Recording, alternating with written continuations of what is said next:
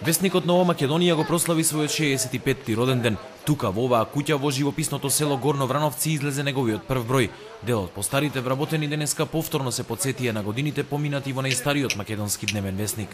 Технологијата беше стара, на стар начин, со оловни слова, со линотипки, така да према сегашната технологија има голема разлика, али имавме волја за работа, имавме мерак за занатот. Излегувањето на овој весник е значаен за државата оти представува израз на државотворноста на Македонија. Старата печатница, книговезницата и оловните букви се уште потсетуваат на воените времиња, кога од старата универзитетска библиотека во Скопје е украдена машината за печатење и пренесена тука.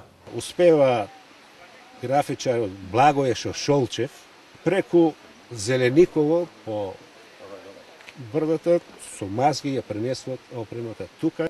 Весникот Нова Македонија е основан со решение на президиумот на АСНОМ, а првиот број излегол на 29 октомври 1944 година.